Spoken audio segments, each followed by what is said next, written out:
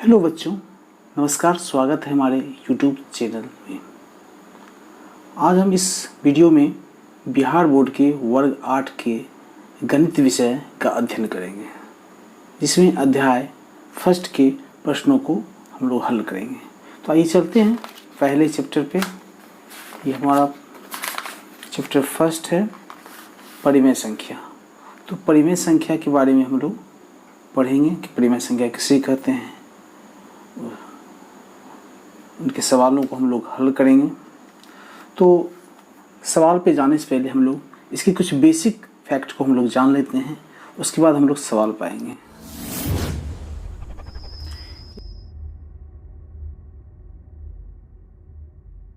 यदि आपने हमारा चैनल सब्सक्राइब नहीं किया है तो चैनल को सब्सक्राइब कर दें, बेल आइकन को दबा दें, ताकि लेटेस्ट वीडियो का अपडेट आपके पास चला जाए और आपकी पढ़ाई में किसी प्रकार की कोई दिक्कत नहीं हो।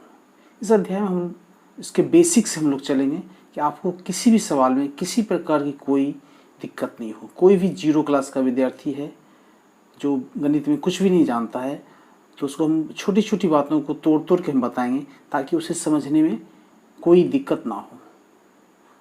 तो आइए चलते हैं और देखते हैं इसके कुछ बेसिक फैक्ट को। सवाल बनाने से पहले हमें इन सभी बातों को ध्यान में देना जरूरी है, ताकि सवाल बनने में हमें किसी प्रकार की कोई दिक्कत नहीं हो। तो हम लोग पहले देखते हैं क्या कि प्राकृतिक संख्या। तो हम लोग बच्चे से पढ़ते आए हैं कि प्राकृतिक संख्या किसे कहते हैं। जिन संख्याओं से वस्तु की गणना की जा सके उन्हें प्राकृतिक संख्या कहते हैं।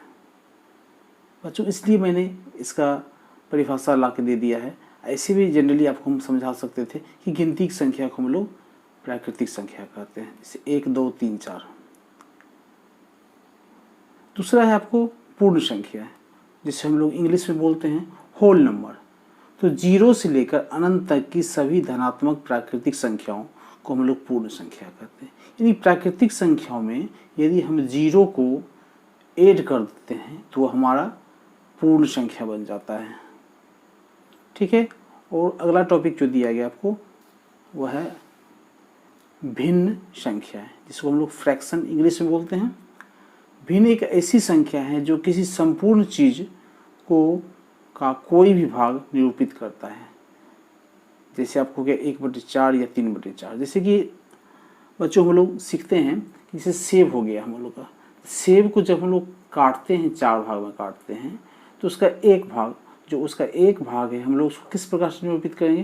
तो एक जो होता है, जो भाग हम लोग काटे हैं उसका 1/4 भाग। ये 4 जो होता है इसका संपूर्ण भाग की गिनती की जाती है, और जो भाग एक भाग काटा जाता है उसको हम लोग ऊपर देखते हैं। इसी प्रकार बचा हुआ जो भाग होगा आपको वह 3 और उसका कुल भाग नीचे 4 हो जाएगा।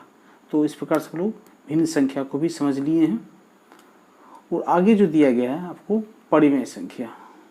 तो परिमेय संख्या जिसे हम लोग इंग्लिश में बोलते हैं रेशनल नंबर। तो परिमेय संख्या कहते हैं किसको? तो संख्याएं जो p/q के फॉर्म में हो या उन्हें p/q के रूप में व्यक्त किया जाता हो, जहां p और q क्या है? एक पूर्णांक है। ठीक है बच्चों, p और q क्या है? एक पूर्णांक है। और q डज नॉट इक्वल 0, यानी कि वह q जो हो वह 0 कभी नहीं हो, उसमें कोई ना कोई संख्या होनी चाहिए। तो उससे हम लोग क्या बोलेंगे? परिमेय संख्या बोलेंगे। ठीक है। आगे हम लोग चलते हैं इंटीजर की ओर, जिसे हम लोग बोलते हैं पूर्णांक। पूर्णांक किसे कहेंगे? तो सभी पूर्ण संख्याओं और ऋणात्मक संख्याओं के एक सम्मिलित समूह को हम लोग क्या कहते हैं? पूर्ण संख्याएं कहते हैं। ठीक है। सभी पूर्ण संख्याओं और ऋणात्मक संख्याओं के सम्मिलित समूह को। तो पूर्ण संख्या ऊपर हम लोग पढ़ चुके हैं। पूर्ण संख्या किसे कहेंगे? तो 0 जो प्राकृतिक संख्या है उसमें अगर 0 ऐड कर देते हैं तो वो मेरा पूर्ण संख्या हो जाता है। और आगे क्या दिया है कि सभी पूर्ण संख्या और ऋणात्मक। अब पूर्ण संख्या में क्या करते हैं हम लोग? ऋणात्मक संख्या को जब जोड़ देते हैं, जब ऐड कर देते हैं या सम्मिलित कर देते हैं तो उसके समूह को हम लोग पूर्णांक कहते हैं। ठीक है। तो इस अध्याय में हम लोग जो पढ़ेंगे, जो दिया हुआ है हम लोग का कि संख्याओं के गुणधर्म। ठीक है। जो चैप्टर हम लोग को दिया गया है देखिए इसमें हम लोग पढ़ेंगे संख्याओं के गुणधर्म, ठीक है। इसके अंतर्गत हम लोग इसके 3 लॉ को पढ़ेंगे, ठीक है, जिसमें कि आपको इसका संबरक नियम हो गया आपका। इसके अलावा दूसरा जो नियम, संबरक नियम के पूरे नियम को हम लोग समझेंगे भली भांति रूप से। इसके बाद आपका आ जाता है, यहाँ देखिए,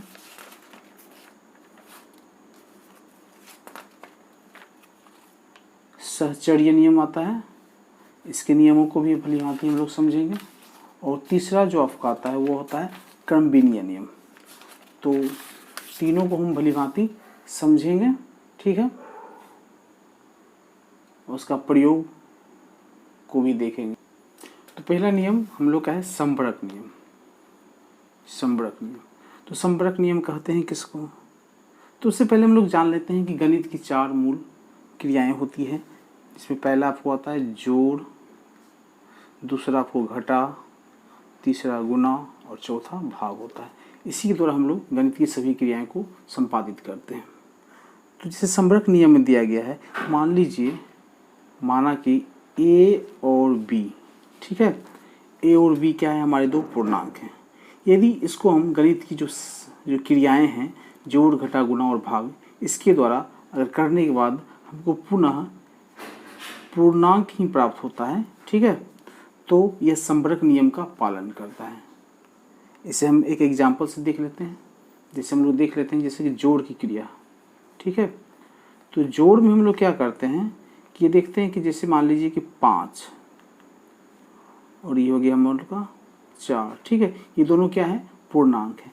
और पूर्णांक को जब जोड़ते हैं हम लोग तो क्या आता है? प्राप्त होता है हम लोग को ये 9 प्राप्त होता है। तो 9 क्या है? हम लोग का पूर्णांक है। तो ये संबरक नियम को संतुष्ट करता है, ठीक है। आगे हम लोग देखते हैं कि जोड़ तो संतुष्ट कर दिया, लेकिन देखते हैं घटा संतुष्ट करता है कि नहीं करता है। तो घटा का नियम भी हम लोग देख लेते हैं, एक एग्जाम्पल से हम लोग समझते हैं। जैसे मान लीजिए कि 8 और 4, ठीक है, इसमें जो घटाते हैं तो क्या आता है? 4 आपको आता है। तो ये दोनों क्या है? पूर्णांक है। और ये भी मेरा जो निकला है वो भी क्या है? हम लोग का पूर्णांक ही है, ठीक है। तो ये भी हम लोग क्या देख रहे हैं कि यहाँ जो संबरक नियम है वह इस नियम, जो संबरक नियम है, इसकी संतुष्टि को कर रहा है। संबरक नियम घटा को संपादित कर रहा है, ठीक है। और आगे हम लोग चलते हैं। दूसरा जो नियम है हम लोग का वह है क्रमबिनीय नियम। क्रमिता नियम में हम लोग देखते हैं कि एग्जाम्पल से हम लोग समझते हैं, a + b = b + a, ठीक है। ये हम लोग का क्या है? क्रमिता नियम। ये इसका क्या है? उल्टा है। a + b, तो हम लोग इधर क्या देखते हैं कि b + a कर दिया गया है, ठीक है। तो इसको हम लोग एक उदाहरण से समझ लेते हैं। तो योग का क्रमिता नियम हम लोग देखते हैं। योग का क्रमबिनीयता नियम, ठीक है। तो जैसे हो गया कि 2 + 7 तो 7 + 2, ठीक है। इसको हम लोग हल करके देखते हैं। इसको हम जोड़ते हैं तो क्या होता है? 9 होता है। और ये भी जब जोड़ते हैं इसको तो ये क्या होता है? 9 होता है। यानी कि योग का जो क्रमबिनीयता नियम है यह इसकी संतुष्टि को करता है, ठीक है। आगे देखते हैं घटाव।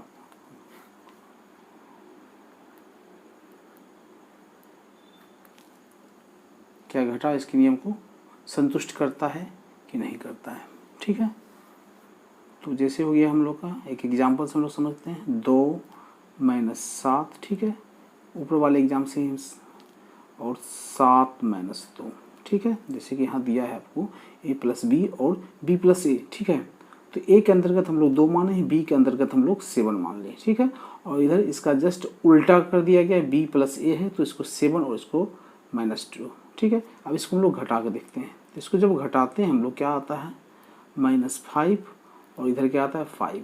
तो हम लोग यहाँ क्या देख रहे हैं कि यहाँ -5 और यहाँ 5 आ रहा है। इसका मतलब है कि यह जो घटा का नियम है वह हमारे क्रम विनिमयता नियम को संतुष्ट नहीं करता है, ठीक है। क्या करता है? संतुष्ट नहीं करता। और ये नियम है, यह नियम संतुष्ट कर रहा है, ठीक है।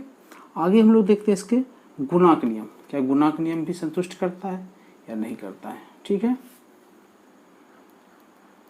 गुना को भी हम लोग एक एग्जाम्पल से समझ लेते हैं। जैसे 2 गुना 7 और 7 गुना 2, ठीक है। 2 गुना 7 और 7 गुना 2, इसको जब गुना करते हैं हम लोग तो आता है 14। इसको भी हम लोग गुना करते हैं तो 14 ही आ रहा है, ठीक है। तो ये हम लोग क्या देखते हैं कि ये क्रमविनियता नियम को पालन कर रहा है, यानी कि दोनों क्या हो रहा है, इक्वल हो रहा है। तो इक्वल होगा तो क्या होगा, यह नियम को पालन कर रहा है, क्योंकि यहाँ दिया हुआ कि ए बी बराबर ए प्लस बी बराबर बी प्लस ए होना चाहिए, ठीक है। तो यहाँ हम लोग क्या देख रहे हैं, ये नियम को संतुष्ट कर रहा है, ठीक है। आगे हम लोग घटा में देखते हैं, घटा में क्या ये इस नियम को पालन कर रहा है कि नहीं कर रहा है। तो योग, घटा और गुणा हम लोग देख चुके हैं। अब इसको भाग करके देखते हैं कि क्या भाग करने के बाद भी ये नियम को संतुष्ट करता है कि नहीं करता है, ठीक है। तो उसी एग्जाम्पल से हम लोग समझ लेते हैं कि 2 भागा 7 और 7 भागा 2, ठीक है। तो इसको जब हम लोग देखते हैं 2/7 और यहाँ आ रहा है आपको 7/2, ठीक है। ये क्या देख रहे हैं, ये संतुष्ट नहीं कर, क्योंकि यहाँ 2 है और यहाँ 7 है, ठीक है। ये क्या, जो क्रमविनियता नियम है वह भाग को संतुष्ट नहीं करता है, ठीक है। अब आगे हम लोग चलते हैं इसके तीसरे नियम की ओर, संख्याओं के गुणधर्म के तीसरे नियम, जो हम लोग का है सहचर्य नियम, ठीक है। क्या है, सहचर्य नियम है। सहचर्य नियम के अंतर्गत जो है इसका जो पूर्णांक दिया गया इस प्रकार से a प्लस बी और प्लस सी बराबर a प्लस बी प्लस सी, ठीक है। इस प्रकार से देखते हैं कि क्या ये नियम को प्रतिपादित करता है कि नहीं करता है, ठीक है। तो इसके अंतर्गत हम लोग पहले योग की क्रिया करके देख लेते हैं, योग की क्रिया, ठीक है। कोई भी एक एग्जाम्पल हम लोग ले लेते हैं। मान लीजिए कि आपका 5 + 2, इसको ब्रैकेट हम लोग दे देते हैं, प्लस 7 बराबर, ठीक है, 5 + 2 + 7, ठीक है। अब इसको हम लोग जोड़ते हैं, तो जोड़ने के बाद क्या आता है 7 + 7, ठीक है। इधर क्या आ रहा है 5 + 9, ठीक है। इसको जब जोड़ते हैं तो हम लोग को 14 प्राप्त होता है, इसको भी जोड़ते हैं तो 14 प्राप्त हो रहा है। तो हम लोग क्या देख रहे हैं कि ये जो नियम है सहचर्यता नियम का, जो योग नियम है वह इस नियम को संतुष्ट कर रहा है, ठीक है। आगे हम लोग देखते हैं इसका घटाव का नियम को देखते हैं कि क्या घटाव में ये इसको संतुष्ट करता है कि नहीं। एग्जाम्पल ले लेते हैं हम लोग घटाव, ठीक है। तो जैसे आपको हो गया 2 5, ठीक है, ये ब्रैकेट के अंतर्गत है, और आगे हम लोग ले लेते हैं 6, ठीक है। इसी प्रकार इधर भी हम लोग लेते हैं 2 प्लस, सॉरी यहाँ घटा के चिन्ह देंगे और हो जाएगा 5 - 6, ठीक है। अब ये क्या देखते हैं, इसको जब हम घटाते हैं तो आता है हम लोग का -3, ठीक है, और यहाँ भी -6, और इसको घटाने के बाद 2 घटा, इसको जब घटाते हैं तो -1 आ रहा है, ठीक है। इसको घटाने के बाद हम लोग क्या देखते हैं कि आता है हम लोग का -9, चूँकि इसमें क्या है -6 का चिन्ह जो है ज़्यादा है, इसका चिन्ह प्रयोग होगा, तो -9 हो गया। और इधर जो है हम लोग का माइनस प्लस, तो ये क्या हो जाएगा हम लोग का 3 हो जाएगा, ठीक है। 5 में से एक जगह -1 और ये हो गया, ठीक है। तो हम लोग इसमें क्या देख रहे हैं कि ये जो है नियम को संतुष्ट नहीं कर रहा है, नियम को संतुष्ट नहीं कर रहा है, ठीक है। तो ये अब हम लोग गुना को भी चेक कर लेते हैं, क्या गुना जो है ये हमारे सहचर्यता नियम को संतुष्ट करता है कि नहीं करता है। तो गुना करके हम लोग चेक कर लेते हैं, ठीक है। इसको भी एक एग्जाम्पल से हम लोग समझ लेते हैं, देख लेते हैं। जैसे मान लीजिए कि आपका 2 गुना 5, ठीक है। इसको हम लोग ब्रैकेट में रख लेंगे जैसे दिया हुआ इसका नियम जो है, और यहाँ पे गुना 6, ठीक है। इसके अलावा यहाँ हम लोग क्या कर लेते हैं कि 2 गुना 5 गुना 6, ठीक है। अब इसको लोग चेक करते हैं क्या ये संतुष्ट करता है कि नहीं करता है। तो हम लोग देखते हैं 5 दूनी 10 आपका आ गया, 10 गुना 6, और इधर 2 गुना ये 30 आ गया, ठीक है। 6 पंचे 30 हो गया, ठीक है।